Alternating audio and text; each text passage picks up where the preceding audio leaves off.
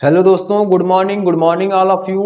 कैसे हैं? उम्मीद है कि अच्छे होंगे। तो दोस्तों, आज मैं क्लास स्टार्ट करता हूं और क्लास में आपको जो छंद का हम लोग चौथा पार्ट पढ़ेंगे। चौथा आज क्लास है और फोर्थ नंबर क्लास में हम लोग पढ़ेंगे कुछ और इसके डीप में जा करके इसके छंद के कितने भाग होते हैं, इनके अलग अलग भागों के बारे में पढ़ेंगे। तो कुछ चंद पंक्तियां आपके लिए शुरुआत में मैं बोलता हूं, तो आपको प्रेरणा का स्रोत बनेगा। मंजिल उन्हीं को मिलती है, मंजिल उन्हीं को मिलती है जिनके सपनों में जान होती है। पंख से कुछ नहीं होता, पंख से कुछ नहीं होता, हौसलों से उड़ान होती है, हौसलों से उड़ान होती है। तो आइए इस क्रम में हम क्लास को स्टार्ट करते हैं और क्लास में हम छंद का जो पार्ट नंबर 4 है, इस पार्ट नंबर 4 में हम बात करेंगे यति और विराम के बारे में। ठीक है, यति और विराम के बारे में बात करेंगे। यति क्या होता है और विराम क्या होता है, इससे संबंधित हम लोग जो नियम होते हैं, इस सभी नियम के बारे में हम लोग पढ़ेंगे। तो सबसे पहले हम लोग देखते हैं, छंद में नियत वर्ण या मात्रा पर सांस लेने के लिए रुकना पड़ता है। यानी जब छंद हम लोग पढ़ते हैं और छंद को जब हम पढ़ते समय कुछ नियत मात्राएं होती हैं, कुछ नियत वर्ण होते हैं, उस समय हमें क्या करना पड़ता है? रुकना पड़ता है, यानी स्टॉप होना पड़ता है, रुकना पड़ता है। तो उसे ही हम क्या कहते हैं? यति या विराम कहते हैं। क्या कहते हैं? यति या विराम कहते हैं। इसी रुकने के स्थान को हम यति या विराम कहते हैं, इस बात का ध्यान रखिएगा। एक बार और आपको क्लियर करते हैं, यति या विराम वह नियम है छंद में नियत वर्ण या मात्रा पर सांस लेने के लिए रुकना पड़ता है। जैसे कोई वाक्य आप पढ़ रहे हैं, कोई छंद आप पढ़ रहे हैं, तो आप पढ़ते पढ़ते क्या होता है? सांस लेना पड़ता है। जब सांस लेने के लिए जब हम रुकते हैं, उसी स्थान के रुकने के हम क्या कहते हैं? यति या विराम कहते हैं। क्या कहते हैं? यानी जो छंद हम पढ़ रहे हैं और पढ़ते पढ़ते हमें सांस लेने के लिए रुकना पड़ता है, उसे ही हम रुकने, उस रुकने के स्थान को ही हम यति या विराम कहते हैं। ये आपको क्लियर हो गया होगा यति और विराम को। ठीक है, तो दोस्तों आपको क्लास तो अच्छा लगेगा, ये मुझे पूर्ण विश्वास है, क्योंकि आपको क्लास बेहतर लगेगा, क्योंकि आप कुछ सीख रहे हैं, रेगुलर नए नए चीजों को सीख रहे हैं, क्योंकि मैं डीप में जाकर पढ़ा रहा हूं। अब ये खत्म होने जाएगा तो उसके बाद एक दो क्लास में हम पूरे क्लास का हम शॉर्ट में डाल देंगे और वो आपको क्लियर हो जाएगा। वो ट्रिक होगा। ठीक है, तो चलिए, तो दोस्तों अगर आप हमारे चैनल पर नए हैं तो चैनल को सब्सक्राइब करें, लाइक करें, शेयर करें और बेल आइकन दबाकर ऑल नोटिफिकेशन कर लें, ताकि सभी वीडियो का अपडेट आपको टाइम पर मिलता रहे। और चैनल के लिंक को अधिक से अधिक शेयर करें, ताकि और भी लोग अधिक से अधिक जुड़ सके और इस क्लास को ज्वाइन कर सके। तो चलिए हम क्लास में आगे बढ़ाते हैं। तुक। अब तुक क्या होता है, तुक के बारे में हम लोग पढ़ते हैं। तुक जो होता है, यह जो होता है छंद के चरणांत की अक्षर मैत्री, जो छंद के चरणांत के अक्षर मैत्री, इसका अर्थ होता है समान स्वर व्यंजन की स्थापना। यानी समान स्वर और समान व्यंजन की जो स्थापना होता है, उसे ही हम क्या कहते हैं? तुक कहते हैं। उससे हम क्या कहते हैं? तुक। समान स्वर और समान व्यंजन की स्थापना जब होगा तो उसे हम तुक कहते हैं। इस बात का ध्यान रखिएगा। उम्मीद है आप तुक भी समझ गए होंगे। अब तुक के दो एक फैक्ट हैं, उससे भी हम पढ़ लेते हैं। उसके बाद छंद का पूरा डिस्क्रिप्टिव में पढ़ेंगे, क्योंकि ऐसे प्रश्न आपको बार बार पूछे जाएंगे एग्जाम में।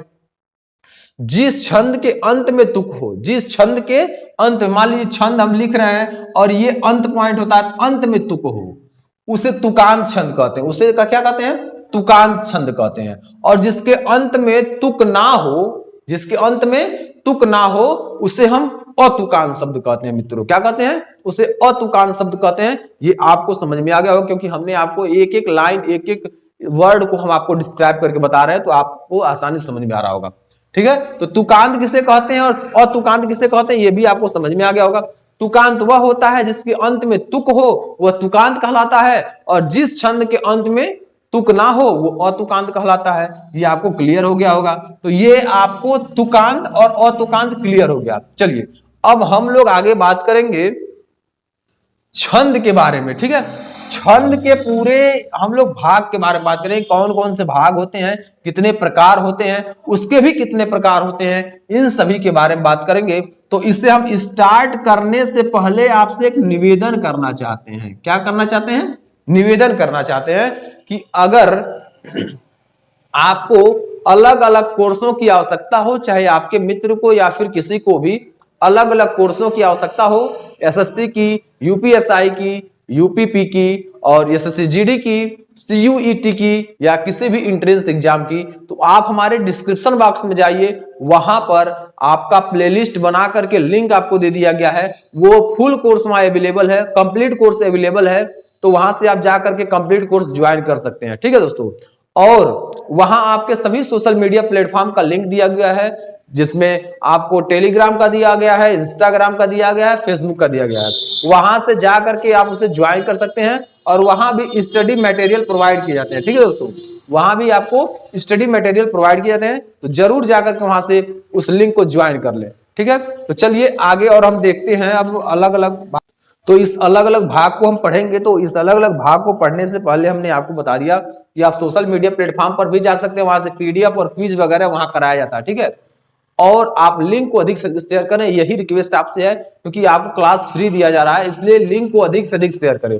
लिंक को जब अधिक से अधिक शेयर करेंगे तो आपको फायदा होगा और हमको भी फायदा होगा, दोनों लोगों को फायदा होगा। ठीक है, आपके लिए क्लासेस भी बेहतर मिलेंगे, प्रॉपर मिलेंगे और लोगों को भी उसका लाभ मिलेगा। तो चलिए, शिक्षा को जन जन तक पहुंचाना है, तो बस ये आपको करना है कि लिंक को शेयर करते रहना। ठीक है, ये आपको एक नेक काम करना है। चलिए अब हम पढ़ते हैं छंद के अलग अलग भाग के बारे में, छंद के अलग अलग भाग के बारे में। अब देखिए, छंद के 3 भाग होते हैं। छंद के कितने प्रकार होते हैं? छंद 3 प्रकार के होते हैं। एक होता है वर्णिक छंद, दूसरा होता है मात्रिक छंद और तीसरा होता है मुक्त छंद। ठीक है ना दोस्तों, पहला क्या होता है?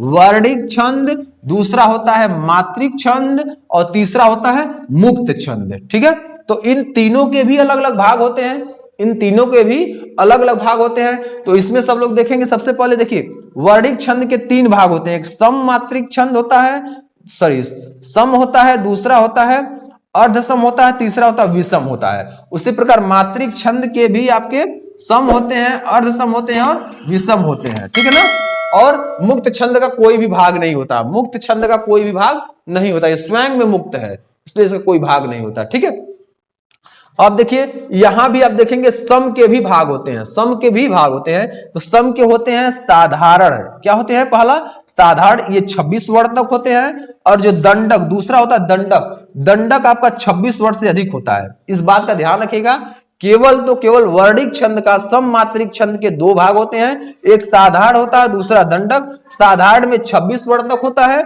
और दंडक में 26 वर्ड से अधिक होता है। उसी प्रकार जो मात्रिक छंद होता है, मात्रिक छंद में भी आपका सम होता है, अर्धसम होता है और विषम होता है। तो इसमें सम के जो होते हैं, यानी सम जो छंद होता है, सम मात्रिक जो छंद होता है, इसमें भी 2 भाग होते हैं, एक साधारण और दूसरा दंडक। एक होता क्या है? साधारण होता है और दूसरा क्या होता है? दंडक होता है। तो साधारण जो होता है वो 32 मात्रा तक होता है, जो साधारण होता है वो क्या होता है? 32 मात्रा तक होता है, और जो दंडक होता है वो 32 मात्रा से अधिक होता है। ठीक है, इसको आप क्लियर कर लीजिए, क्योंकि हमने भी इसमें भी बताया सम जो होता है, वर्णिक छंद में जो सम होता है उसके भी 2 भाग होते हैं, साधारण 26 वर्ड तक और दंडक 26 वर्ड से अधिक। और उसी प्रकार मात्रिक छंद में भी सम होता है और इसमें भी साधारण होता है और दंडक होता है। तो साधारण जो होता है वो 32 मात्रा तक होता है और जो दंडक होता है वो 32 मात्रा से अधिक होता है। तो दोस्तों उम्मीद है कि ये आपको पूरा समझ में आ गया होगा। अगर ना समझ में आए तो कमेंट बॉक्स में लिखें, मैं आपको समझाऊंगा। ठीक है, तो दोस्तों अगर हमारे चैनल पर नए हैं तो चैनल को सब्सक्राइब करें, लाइक करें, शेयर करें और बेल आइकन दबाकर ऑल नोटिफिकेशन दबा लें, ताकि आपको सभी वीडियो का अपडेट मिलता रहे। तो देखिए, अब हम लोग इस स्लाइड को पढ़ चुके हैं, अब अगले स्लाइड पे चलेंगे और अगले स्लाइड में हम लोग पढ़ेंगे कि क्या क्या और टॉपिक बचे हैं, उस टॉपिक को हम लोग क्लियर करते हैं। तो चलिए अगले स्लाइड पर चलते हैं। तो दोस्तों अब हम लोग देखेंगे, इस स्लाइड में हम लोग वर्णिक छंद के बारे में पढ़ेंगे। वर्णिक छंद होता क्या है? अब देखिए, हम जो पहले स्लाइड में आपको पूरा क्लियर करा दिए हैं अलग अलग पार्ट के बारे में, अलग अलग भेदों के बारे में, ठीक है, वो पूरा क्लियर करा दिए हैं। अब हम लोग इसमें जो अलग अलग पार्ट है उन सभी अलग अलग पार्ट का विस्तृत अध्ययन करेंगे। ठीक है, विस्तृत अध्ययन इसमें करेंगे। तो चलिए इसमें सबसे पहले हम लोग देखते हैं वर्णिक छंद के बारे में। ठीक है, वर्णिक छंद क्या होता है? जिस छंद के सभी चरणों में वर्णों की संख्या समान हो। ठीक है, वर्ड क्या होते हैं? यही ना वर्ड होते हैं, क ख ग घ, ये वर्ड होते हैं। तो यहाँ जिस छंद के सभी वर्णों, सभी चरणों में वर्णों की संख्या समान हो, उसे हम क्या कहते हैं? वर्णिक छंद कहते हैं। एक बार और देख लीजिए, जिस छंद के सभी चरणों में वर्णों की संख्या समान हो, चाहे एक चरण, दो चरण, तीन चरण, चार चरण, जो भी चरण है उसमें वर्णों की संख्या समान हो, उसे ही हम कहते हैं वर्णिक छंद कहते हैं। ठीक है। दूसरा क्या था? मात्रिक छंद था दोस्तों। क्या था? मात्रिक छंद। तो मात्रिक छंद में देखेंगे जिस छंद के सभी चरणों में मात्राओं की संख्या समान हो, जिस छंद के सभी चरणों में मात्राओं की संख्या समान हो, उसे हम मात्रिक छंद कहते हैं। क्या कहते हैं? मात्रिक छंद कहते हैं। एक बार और देखिए, जिस छंद के सभी चरणों में, यानी जो 1 2 3 4 5 6 जो भी चरण होते हैं, सभी चरणों में मात्राओं की संख्या समान हो, वो मात्रिक छंद होता है। और जिसमें समान वर्णों की संख्या हो, वो वर्णों क्या कहलाता है? वर्णिक छंद कहलाता है। मुक्त छंद क्या होता है? एक बार हम लोग इस पर बात करते हैं। मुक्त छंद वह छंद होता है, इसमें क्या होता है? इसमें दोनों का प्रतिबंध होता है। यानी वर्णिक छंद और मात्रिक छंद का क्या होता है? प्रतिबंध न हो, यानी इसमें प्रतिबंध नहीं होता है, कोई प्रतिबंध नहीं होता है कि दोनों बराबर हो। इसमें बराबर भी हो सकते हैं, बराबर नहीं भी हो सकते हैं, दोनों हो सकते हैं। यानी यहां देखिए दिया, जिस छंद में वर्णिक या मात्रिक प्रतिबंध न हो, यानी वर्णिक छंद का और मात्रिक छंद का जो प्रतिबंध है बराबर होने का, इसमें बराबर होगा तब भी चलेगा, नहीं होगा तब भी चलेगा, इसमें कोई प्रतिबंध नहीं होता है। ठीक है, ये मुक्त छंद होता है। तो मुक्त छंद अगर एग्जाम में आएगा तब भी आप कर ले जाएंगे, वर्णिक आएगा तब भी आप कर ले जाएंगे। ठीक है, चलिए अब हम वर्णिक के बारे में पूरा हम क्या करेंगे? डिस्क्रिप्टिव पढ़ेंगे, यानी पूरा विस्तार पूर्वक पढ़ेंगे वर्णिक छंद के बारे में। ठीक है, वर्णिक छंद के सभी चरणों में वर्णों की संख्या समान रहती है, जो हम ऊपर भी पढ़ाए हैं। वर्णिक छंद के सभी चरणों में वर्णों की संख्या क्या होती है? समान होती है। यानी अगर पहले चरण में 4 है तो दूसरे चरण में 4, तीसरे चरण में 4, चौथे चरण में 4, ऐसे सब में क्या होना चाहिए? बराबर होना चाहिए। ये अप्रॉक्स बताए हैं, जो रूल होता है वो काम करेगा। ये अप्रॉक्स बताए कि सभी चरणों में क्या हो? वर्ण समान हो और लघु गुरु का क्रम समान हो। लघु और गुरु का जो क्रम हो वो समान होना चाहिए। लघु ये होता है और गुरु ये होता है, तो लघु और गुरु का क्रम क्या होना चाहिए? समान होना चाहिए। ठीक है ना। चलिए आगे हम देखेंगे वर्णिक छंद का एक उदाहरण मालिनी है। क्या है? वर्णिक छंद का एक उदाहरण क्या है? मालिनी। इसमें कितने वर्ण होते हैं? 15 वर्ण होते हैं। ठीक है ना। वर्णिक छंद का एक उदाहरण मालिनी है, ये 15 वर्ण होते हैं। और मालिनी में कितने वर्ण होते हैं? 15 वर्ण होते हैं। इसी पर हम लोग बात करने वाले। तो चलिए आगे हम लोग देखेंगे इसमें वर्णों की संख्या। अब देखिए इसमें मालिनी में वर्णों की संख्या कितनी होती है? 15 होती है। यति कितना होता है? 8 और 7 यति होता है। अब यति मत पूछिएगा यति क्या होता है सर, यति के बारे में हम आपको बता दिए हैं, यति के बारे में पूरा हम बताए हैं, यति छोड़े ही नहीं है। तो यति पढ़ाकर ही हमें आगे बढ़े हैं। तो आगे जो भी मिलेगा वैसे तो इसमें सभी का वर्णन मिलेगा। जितने 7 भाग होते हैं, 7 भागों का वर्णन मिलेगा। तो जब 7 भागों को आप अच्छी से पढ़े रहेंगे, अच्छी तरह से पढ़े रहेंगे, नोट्स बनाए होंगे, तो आपको क्लियर हो गया होगा, तो आप आसानी से कर लेंगे। अब इसमें क्या है, जब इसमें हम लोग पढ़ रहे हैं तो इसमें क्या आ रहा है? इसमें आपका यति भी आ रहा है और संख्या भी आ रहा है। तो वर्णों की संख्या होती है मालिनी में 15 और यति होता है 8 और 7 पर। 8 और 7 पर यति होता है, इस बात का ध्यान रखिएगा। ठीक है, क्योंकि आपके लिए इंपॉर्टेंट है और एग्जाम के पॉइंट ऑफ व्यू से भी इंपॉर्टेंट है ये। ठीक है, तो परिभाषा देखिए क्या होता है? न न म य य, न न म य य, किसका? ये मालिनी का। मालिनी का जो उदाहरण होता है, यानी किसका? वर्णिक छंद का। वर्णिक छंद के लिए होता है न न म य य, ये फार्मूला होता है। इस पर हम बात करते हैं। नौ से नगढ़ होता है, नौ से नगढ़ होता है, म से मगढ़ होता है, य से यगढ़ होता है और य से यगढ़ होता है। ठीक है ना। अब यहां देखेंगे नगढ़ में क्या है? लघु लघु लघु है। इसमें नगढ़ में लघु लघु लघु है और मगढ़ में आप देखेंगे गुरु गुरु गुरु है। इसमें भी लघु गुरु गुरु, लघु गुरु गुरु, कुल मिलाकर 3 3 3 3 3, यानी 3 5 15। टोटल वर्ड कितने हो गए? 15 वर्ड हो गए। कितने वर्ड है दोस्तों?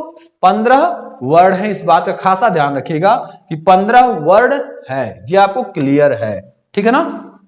चलिए अब देखिए हम लोग अब सोपान पर आते हैं। हरिऔध जी का लिखा हुआ है, हरिऔध जी ने लिखे हैं।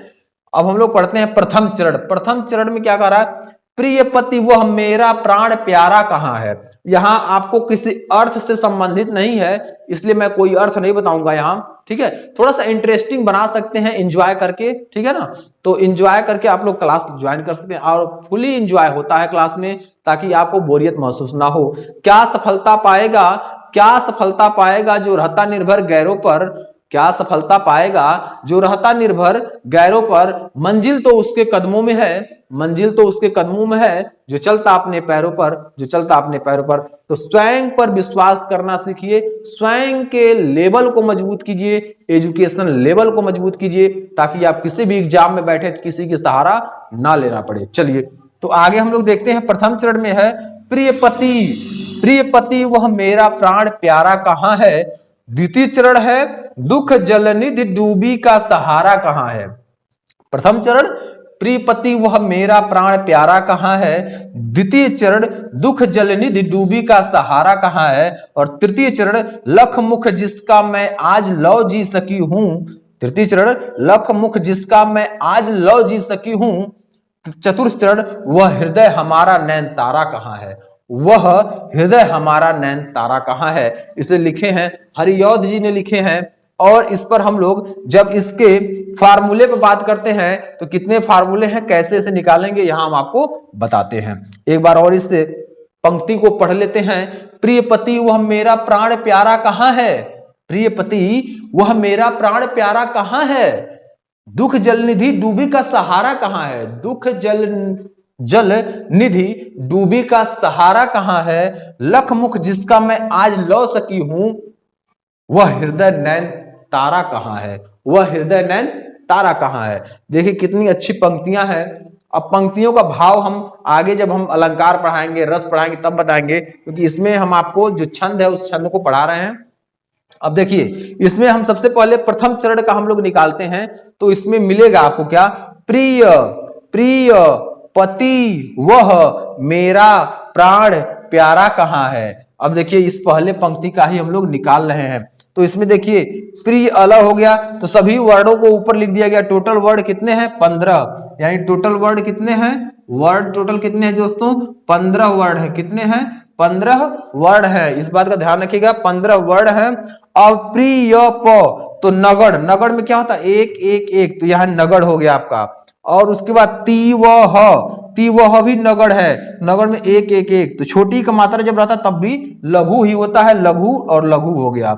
अब देखिए मेरा प्रा, तो मे पर ए का मात्रा है। अब हम आपको रूल भी बताए थे ह्रस्व स्वर का और दीर्घ स्वर का, ये बताए थे हम रूल, ठीक है। तो गुरु कैसे होता है ये हम आपको बढ़ा दिए, उसको ध्यान रखिएगा। तो में दिया है मगड़, मगड़ में तीनों गुरु होता है, ये भी गुरु, ये भी गुरु और ये भी गुरु होते हैं, ठीक है। उसके बाद देखिए ड़ प्यारा यगड़ होता है, यगड़ में जो आपका ये है ये सिंगल है यानी लघु है, ये गुरु है और ये गुरु है।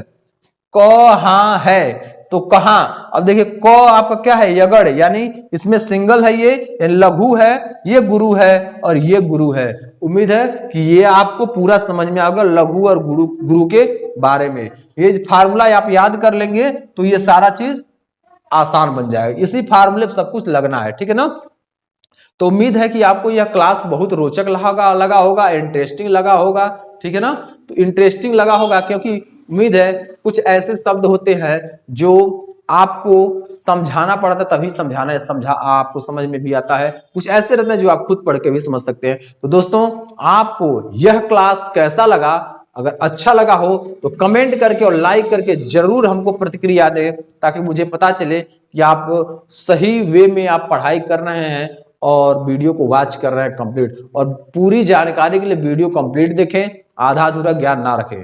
तो दोस्तों अगर आप हमारे चैनल पर नए हैं तो चैनल को सब्सक्राइब करें, लाइक करें, शेयर करें और बेल आइकन दबाकर ऑल नोटिफिकेशन कर लें, ताकि सभी वीडियो का अपडेट रेगुलर मिलता रहे, ठीक है।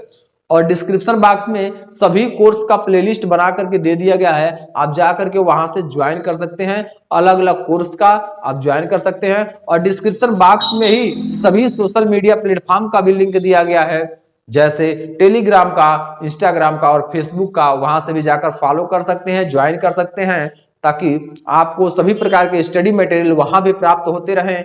और जो भी क्विज वगैरह चलाए जाते हैं वहां चलाए जाते हैं, वहां से भी आप ज्वाइन कर सकें।